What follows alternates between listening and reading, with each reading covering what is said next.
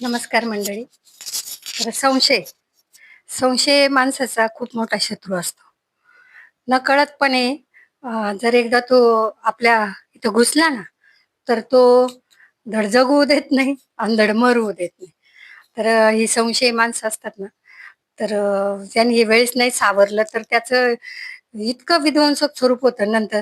एकतर ते स्वतः त्या गर्तेत सापडून स्वतःच पार अगदी जीवनाचा सत्यानाश करून घेतात आणि ज्याच्यावर संशय घेतला जातो, मग त्या व्यक्तीचंही जीवन ते अगदी दुःखमय करून टाकतात. जीवन अगदी नको-नकोसं करून टाकतात. तर म्हणून काय होतंय संशय हा आहे ना, वेळीच त्याचा निपटा केला पाहिजे. पण संशय ही अशी गोष्ट आहे, एकदा ती भिनली का ती हळू-हळू, हळू-हळू तो व्हायरस आहे ना, असा पसरतच जातो.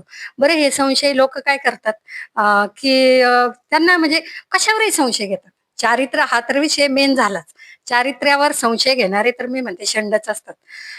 जे ज्याला काही अर्थ नाही, ज्याला काही तुमच्याकडं एक हे नाही, त्या गोष्टीचं तुम्ही कसं काय नुसतं मनोकल्पित हे करता आणि समोरच्या माणसाची हॅरेसमेंट करता. आणि बऱ्याचदा काय होतं काहींची जलन याच्यातून पण संशय निर्माण होतो. समोरच्याचं जर चांगले गुण आपल्याला आवडले नाही किंवा त्याच्यावर आपण जळालो, त्याच्यातूनही संशय निर्माण होतो आणि त्या संशयाची जागा मग खूप काय कशावरही संशय. तो बोलला तरी त्याच्याकडे संशयानं घेणार, की नाही हा मुद्दामच बोलला, असंच झालं. त्यानं कुठलीही गोष्ट केली, मग समोरच्याची काही तसा काहीही हेतू नसतो, हेतू चांगलाच असतो.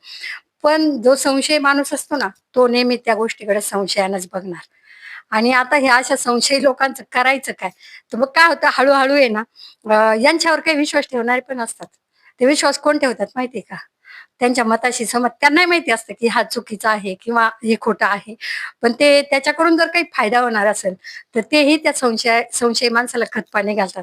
मग तो तर अजूनच फोफावत जातो आणि मग तो नंतर इतका फोफावत जातो, की जी टोळी झालेली असते ना तयार त्याला साथ देणारी, ती टोळी पण नंतर वैतागून त्याला सोडून जाते आणि त्यांना नंतर कळायला लागतं, की अरे आपण हे उगीच चुकीचं हे केलं.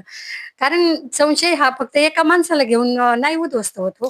तो अनेक जणांना घेऊन उद्ध्वस्त होत असतो. म्हणून संशय हा ना वेळीच रोखला पाहिजे. संशयानं काय होतं बुद्धिभ्रष्ट होते, नीतीभ्रष्ट होते, मतिभ्रष्ट होते. म्हणून संशयाला आहे ना खतपाणी कधी कुणाच्या घालू नका आणि जर एखाद्याचा संशयी स्वभाव वाटला, तर त्याला आपल्या परीनं जेवढं सांगता येईल, की "अरे बाबा असं करू नको. यात तुझंही भलं नाही आणि समोरच्याचंही भलं नाहीये आणि तू कशाला संशयानं स्वतःची वाट लावून घेतो आणि समोरच्याची लावते."